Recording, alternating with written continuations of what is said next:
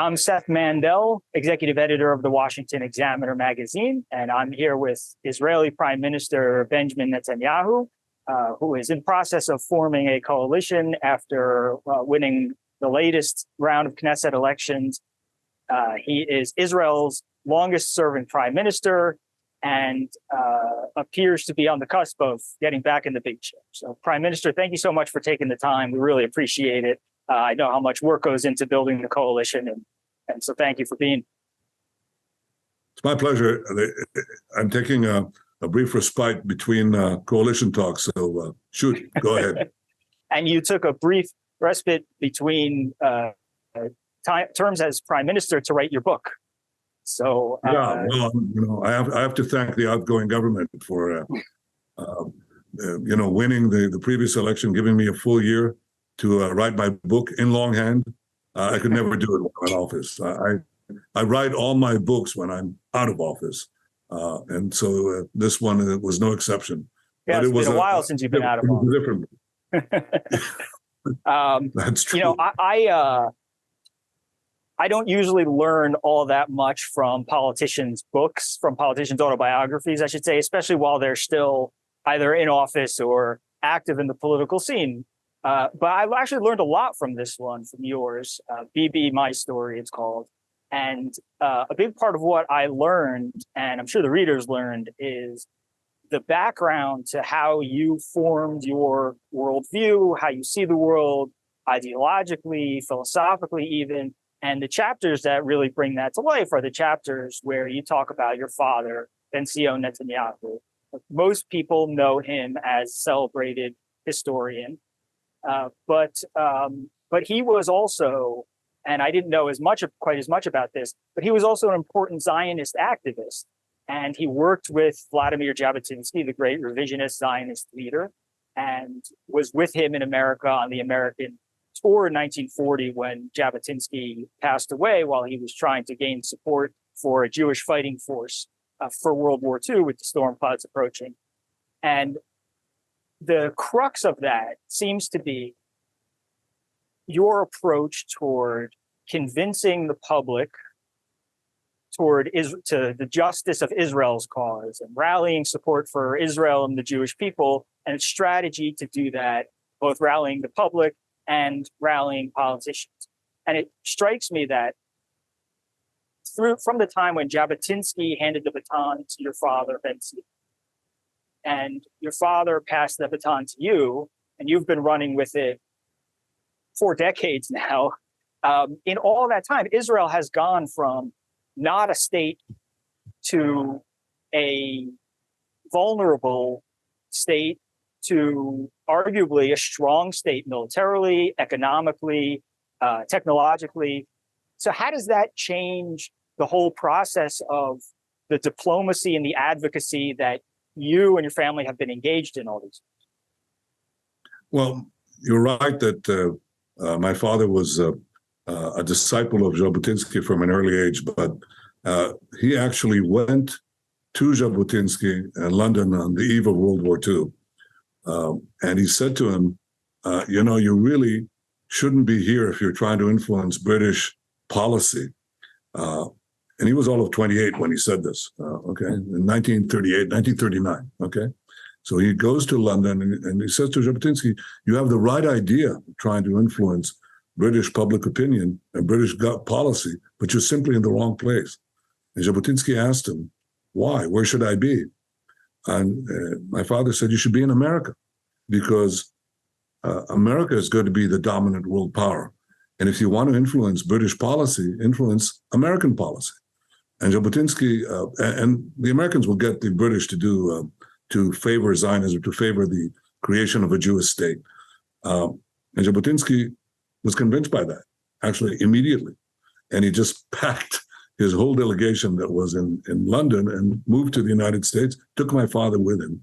And shortly after they came there, Jabotinsky died. My father was one of his pallbearers, so my father was left alone. He didn't receive the baton for Jabotinsky because Jabotinsky died very suddenly. But my father was named executive director of the New Zionist Organization of America shortly afterwards, the one that Jabotinsky had headed. And now he was left without the great leader, what to do. Well, my father fell back on a principle that Jabotinsky had enunciated in an article years before, in which he talked about the theory of public pressure. And he said, if you want to influence a democracy, in this case, the great democracy of the United States, you have to first influence public opinion. And the only way you can influence public opinion is by appealing to justice. My father added to that the way to influence a country was to influence public opinion in that country, but also to influence the leaders. The way you appeal to leaders is through appealing to their national interest.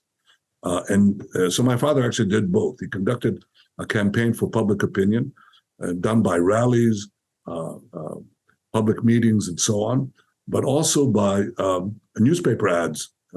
Today we use television, or we use the social networks and so on. But in those days, it was ads. So my father did ad campaigns for Zionism. He attacked British policy, which closed the gates of Palestine, what is now Israel, to Jewish immigration, thereby effectively sealing the fate of European Jewry. But he also went to American leaders, and he gave them an argument they never heard.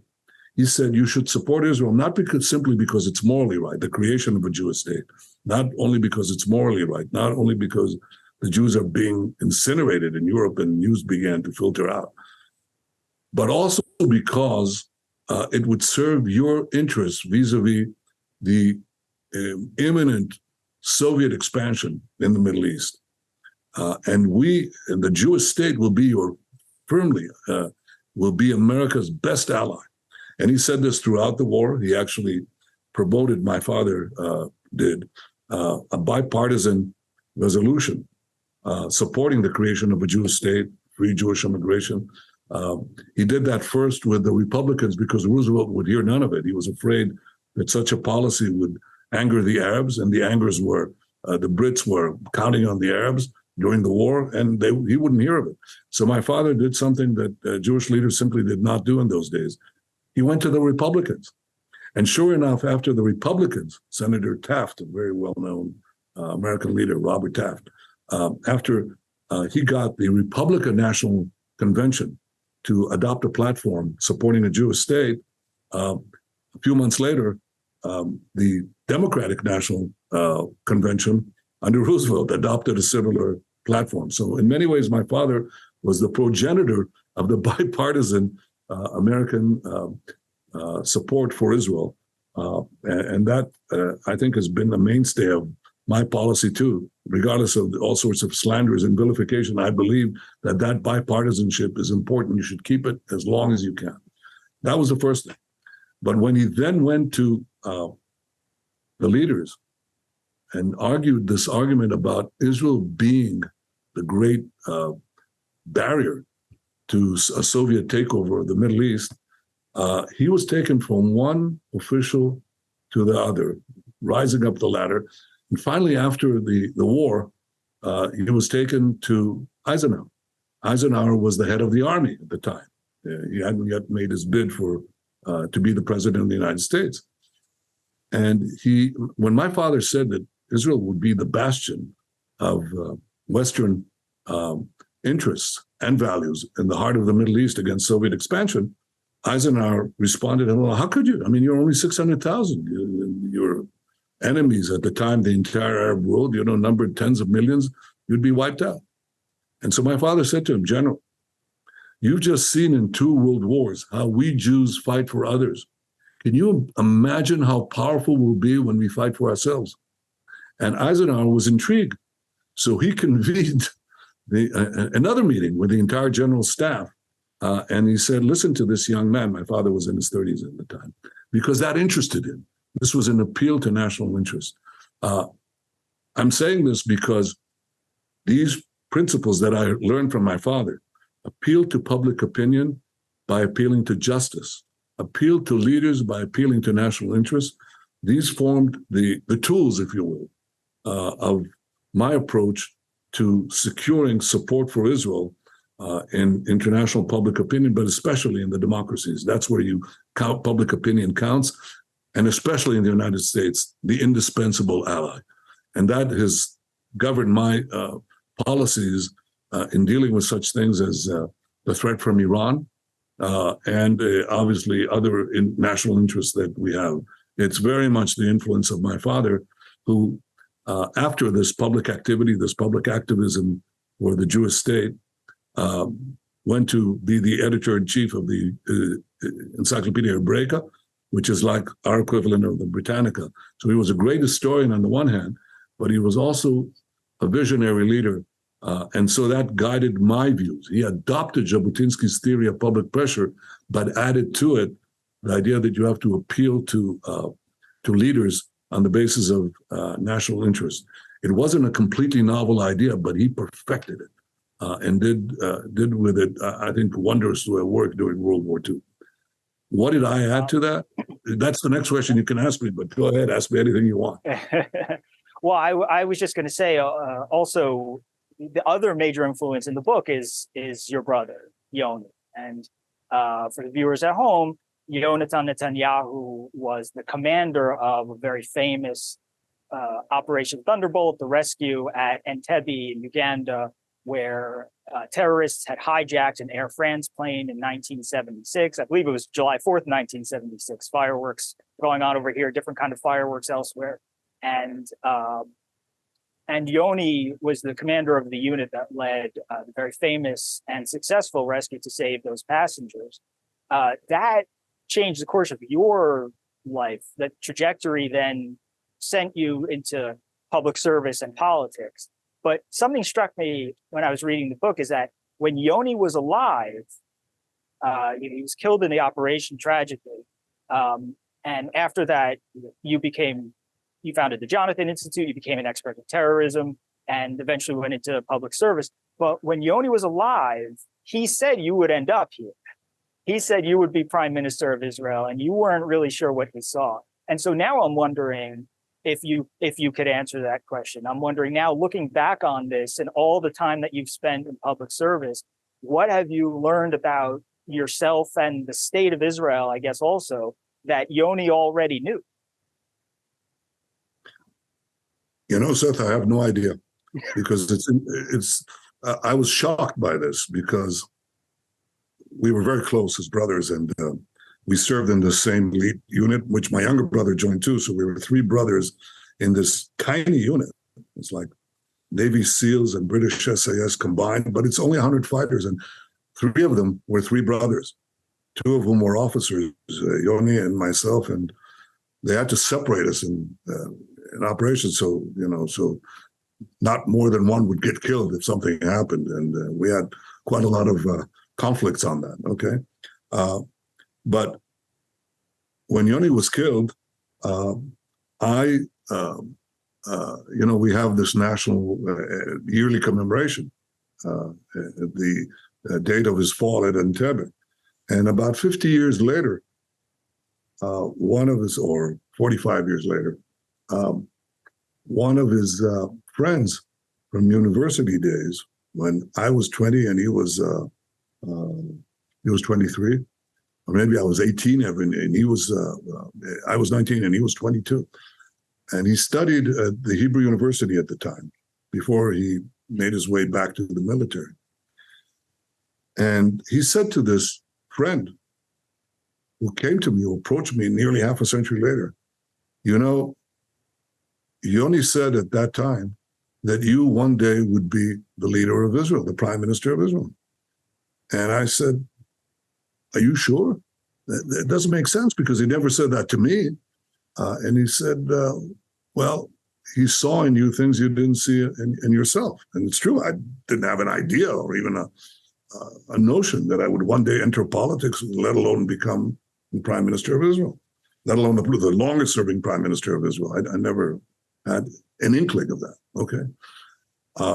And when I look back and I'm asking myself, why would he think that? Because I just had very strong views about history and about politics, which were influenced obviously by my father, but not that much at that time, because I really got to know my father more years later when I finished the military. Remember, at the age of 23, I went to study in the United States, and that's where my father and I spent time together. So I was just a very avid reader. of history and of politics. And I would mouth my my views with I wouldn't say childish certitude, but the certitude of young people who are certain they know everything. And I would mouth them to Yoni. And Yoni was a very, very, very thoughtful person. He wasn't, he wasn't impetuous. But he heard those me expounding that because I wouldn't share it with my teammates in the army. We were too busy doing all these missions, risking our lives or navigating at night someplace. I didn't share that I didn't talk politics at all with my teammates, but I talked politics and history with him. And for some reason, he thought that I would lead Israel one day. I haven't the faintest idea, First, I didn't believe this person when he said that. He said, well, my wife was there too, and she heard him too. And he actually wrote me a letter to cement that, because I included, by the way, in the book. I think I do. Just I do for include posterity, it just the "I told you so." It's written down. no, not only for posterity, because I found it so incredible. So the answer to your question is, I don't know how he could see that. I saw things in him, and I thought, frankly, that he could be that leader. And for some reason, he thought that I would be that leader. It's impossible for me to ask him that, obviously. Well, you one of the things that you've always focused on, and you really go into this in the book, why it's revealing philosophically, but one of the things that's distinguished you is when people talk about national security, especially with regard to Israel, almost always they're talking 100% about military strength. But you argue at length that that's only half of it. The other half is economic freedom.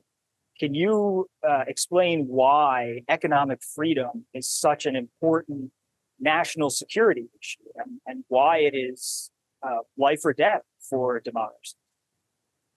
Well, again, you have to go to Jabotinsky's seminal article, not on the theory of public pressure, this time on what he called the Iron Wall.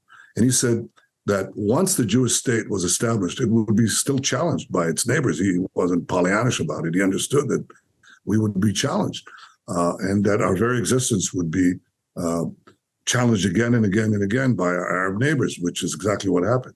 And he said, well, when would that stop? It would stop only when our neighbors saw an iron wall, really of military strength, and they would, crash against that wall again and again. Eventually, they'll, that would lead to a gradual acceptance of Israel. And certainly, I read that article. I heard it from my father, and my father was very clear about that too. He added that the iron wall also would include the ability to influence public opinion, especially American public opinion. That was part of our national strength. But I thought that wasn't enough. So when I came into power, and even before that, I believed that military power is not going to be sufficient for the simple reason that fighter craft, F-35s, submarines, drones, military intelligence, cyber, which I later pioneered and made Israel a leading force in the world in this realm. All these have one common characteristic. They cost money, an enormous amount of money. Now, where are you going to get the money? Because soon the needs will outstrip your ability to pay for them.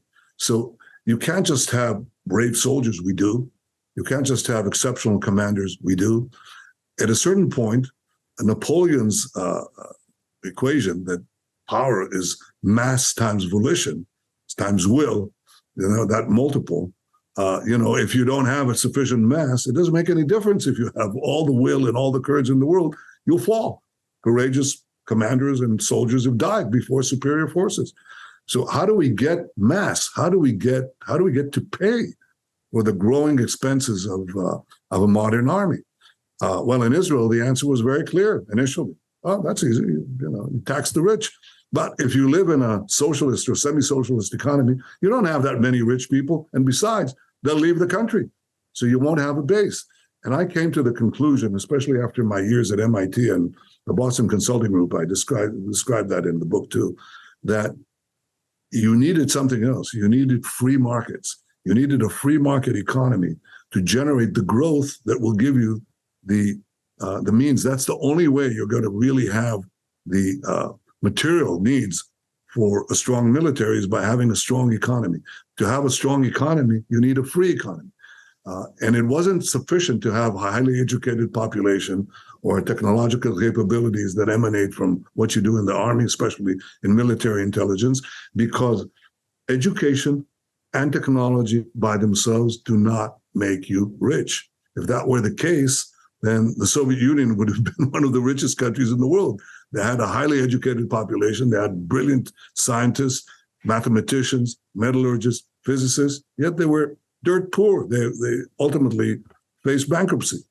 You must have something else. Science, education, and technology do not make you rich. Free markets do. The combination of free markets and high technology is unbeatable. That's where I wanted to take Israel. I could only build the iron wall, and Israel could only build the iron wall, if we liberated the genius of our people, the genius of our entrepreneurs, the initiative that they have built in them, but that was completely strangled by a socialist economy. So I had to lead as prime minister, and later as finance minister, and later again as prime minister, a free market revolution that would give us the means to build up our defense. That's something I speak about at length, the free market revolution that was very, very difficult to do in Israel, to change the mindset and change the policies. So, and what happened was it worked. It actually worked, because Israel now, its GDP per capita, which was trailing all of Western Europe, is now basically surged ahead. It's ahead of Britain, it's ahead of France, it's ahead of Japan, it's ahead of Germany.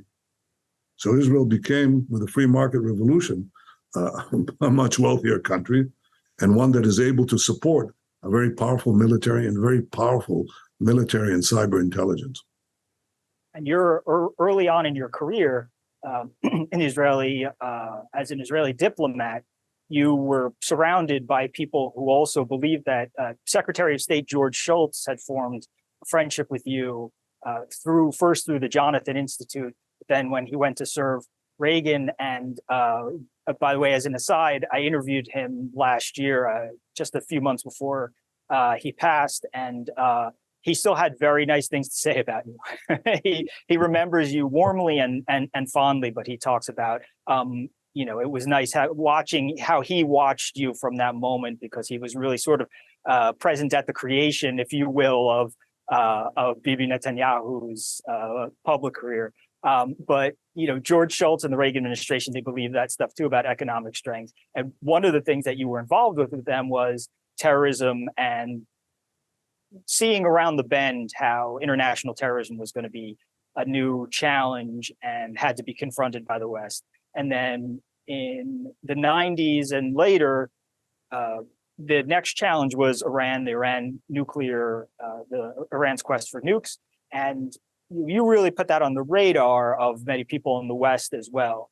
So I guess the question is, what's next? I mean, are we looking into your magic 8-ball here in terms of future threats? You've kind of made it a key part of your career to try to see what's around the bend. So what should Western democracies in the free world be looking around the bend for now? Is there a threat that we're not taking seriously at the moment, but we'll have to confront?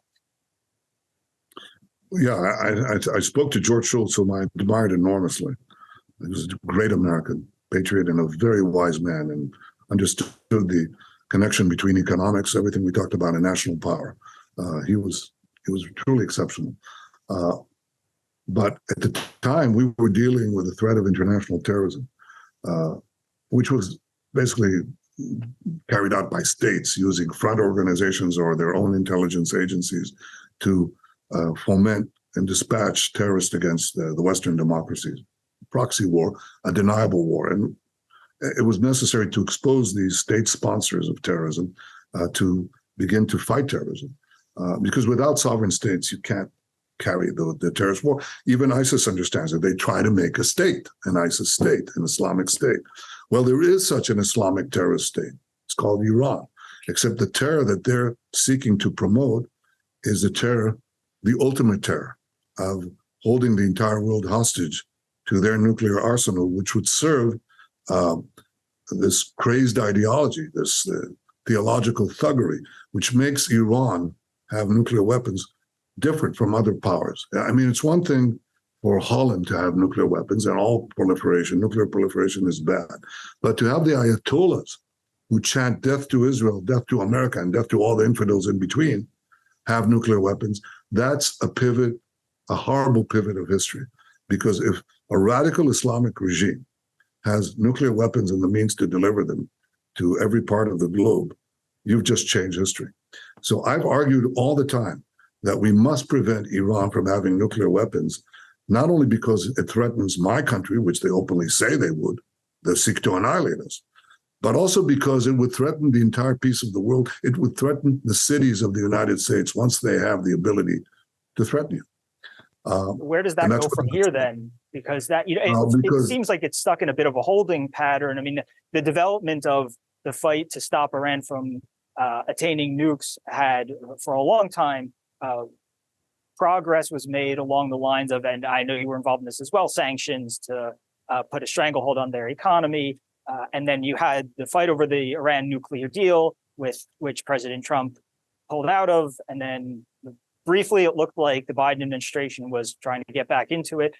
But so it does appear to be in something of a holding pattern with the sanctions that are in place holding. But, so where does it go now? At this point, I would think Iran thinks time is on their side because they can just run out the clock until they attain what they're looking for. Where does this go now?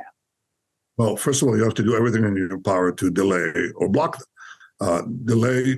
I think the actions that my governments have taken, which I obviously don't elaborate on, but the various actions that we've made probably set them back about 10 years. At least that's what our outgoing, our last chief of staff said.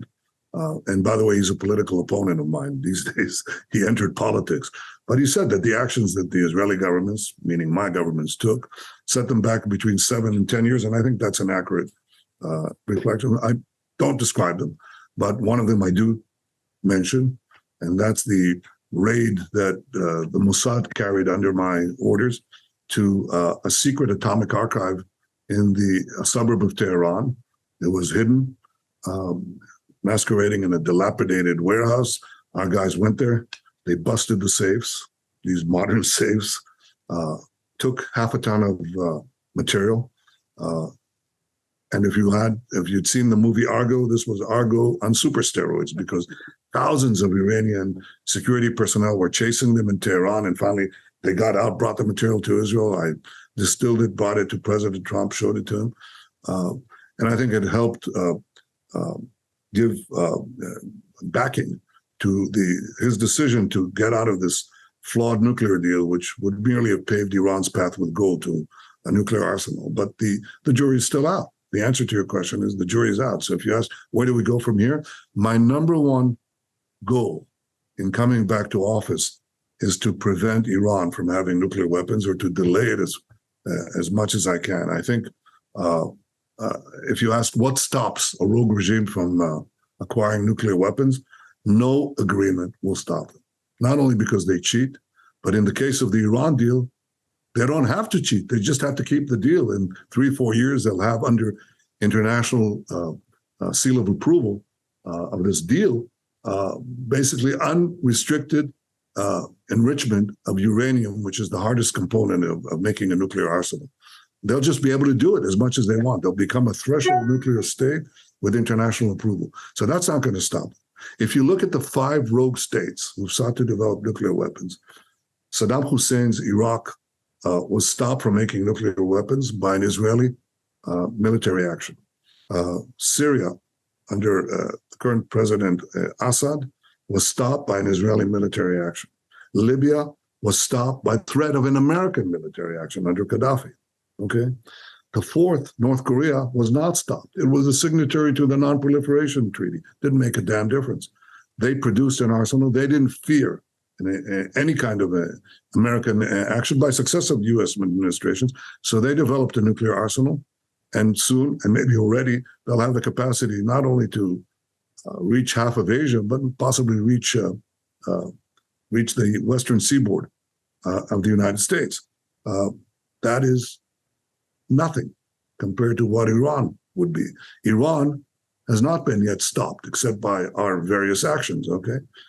And there is no substitute for a credible military option.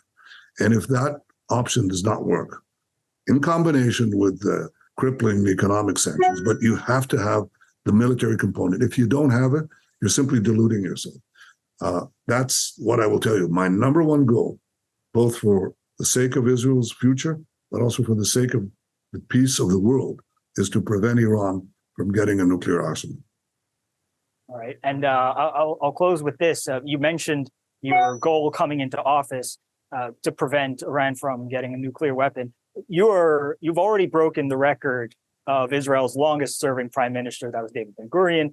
And so it must be, I don't want to say difficult to set goals, but over the course of your premiership, especially the 13 years that you were just in the office, before you were given the sabbatical to write your book, the Israeli politics sort of changed to the extent that there was a consensus built around this sort of center-right outlook on the peace process, on security, on the economy. A lot of the arguments that you guys have made over the years seem, I don't want to say settled, but in a Jewish state, nothing is ever really settled, right? There's never one opinion among all these people, but they feel like they have really shifted in that direction. And I heard somebody once say that today people like Bibi Netanyahu refer to himself as a Jabotinskyite, as many on the right do, but nobody on the left refers to themselves as a Ben-Gurionite. So that says something about the long-lasting ideological legacies.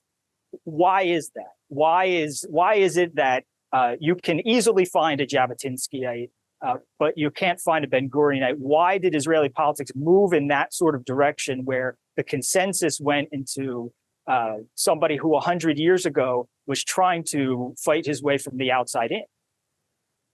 Well, first of all, I think Ben-Gurion in many ways adopted Jabotinsky's iron wall idea without a question, because he's credited not only with leading the declaration of statehood, which he did against considerable opposition, but also for leading the formation of the IDF. So he really bought the iron wall, which, as I said, I thought had to be expanded to the free economy that builds the iron wall of military strength. But why is it? Because, people tried the idea of territory for peace, and we gave territory and we didn't get peace. We got territory for terror.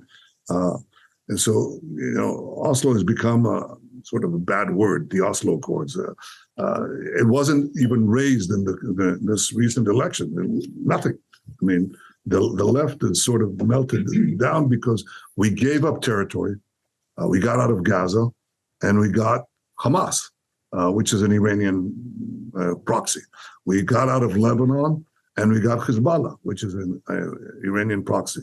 From both Gaza and Lebanon, we've had roughly 20,000 rockets fired into Israel, okay, which is a tiny country. So just imagine, you give up territory, you have 20,000 rockets fired into the United States. Well, you'd think that people would be hesitant after that to give up even more crucial territory, which is the heartland of the Jewish state, the hills overlooking Tel Aviv and surrounding Jerusalem. We're asked to shut our eyes, hope for the best, hope that the Palestinians who still cling to the fantasy of destroying or dissolving Israel would not be taken over by the radicals or to pursue these fantasies of eliminating Israel. So people obviously, public opinion, by dint of just experience, empirically, they understand that that's not the case. I argued that as Israel becomes stronger under my policy of empowering it militarily, economically, militarily, would also be empowered diplomatically, and that we could pursue a peace with our Arab neighbors that went around the Palestinian veto not recognizing Israel and seeking its dissolution. And people said, you can't do that. You have to solve the Palestinian problem. Otherwise, you'll never get to a broader peace with the Arab world. And mind you, the Palestinians are 1 to 2% of the Arab world. I said, no. If we wait for the Palestinians, we'll wait another half century until we can make peace, another quarter of a century, until we make peace with the next Arab state after we made peace with Egypt and Jordan 25 years ago, was the last peace treaty we had. And I had to break out of this mold. And I said that power will not only give us the iron wall, power will give us peace. And that went completely at loggerheads with the prevailing view, both in Washington and in the Israeli political elites, that it's not power that will give you peace, it's peace will give you power. And I said, but if the cost of peace is making yourself so vulnerable that you won't be able to protect yourself, that peace will hold about 5 minutes. To secure the peace, to get the peace, and then keep the peace in our surroundings, which are not exactly Luxembourg democracies, right? To keep the peace, to get the peace and keep the peace, we have to be very powerful. And it took me a while to persuade President Trump. Couldn't persuade President Obama or President Clinton, with whom I worked. And by the way, I respected both, but I disagreed with them. I couldn't persuade him on that. Okay? Couldn't persuade President Obama on Iran, but I respected him. I did succeed after a while to persuade President Trump and his team that we have an opportunity, because of the rise of Iran's power and the rise of Israel's power.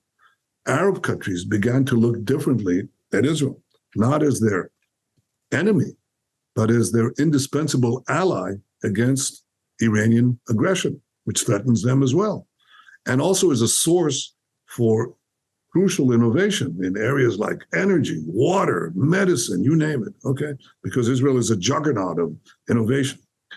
As a result, we made 4 historic peace treaties with Arab states, with the United Arab Emirates, with Bahrain, with Morocco and Sudan, because of this different approach, which I had to work on. I described some clandestine meetings that I had before the 2016, before the rise of the Trump administration. I already had secret meetings with Arab leaders to lay the foundation for the historic Abraham Accords, which were helped later, of course, by President Trump and his team. But we couldn't get there without making this shift in Israeli power. Israel becoming a power among the nations also allowed us to make peace with the surrounding nations, or begin to them. If you ask what's my second goal, blocking Iran, but now expanding the circle of peace in a way that would be even a greater quantum leap, because there are countries there, and the most important country by far, I think in many ways in the Arab world, although I think that the United Arab Emirates were incredible. Their leader, Sheikh Mohammed bin Zayed, is a visionary leader of tremendous historic importance. But the next step would be an extraordinary leap, because it would effectively end the Arab-Israeli conflict, not the Palestinian-Israeli conflict, but the Arab-Israeli conflict. And that is, of course, peace with Saudi Arabia. And I believe we can get peace with other countries as well if we do that. It's up to the Saudis. It's their decision. But I think that that is one of the goals that I see. Stop Iran, expand the circle of peace beyond our wildest dreams, and continue developing Israel as the innovation juggernaut of the world.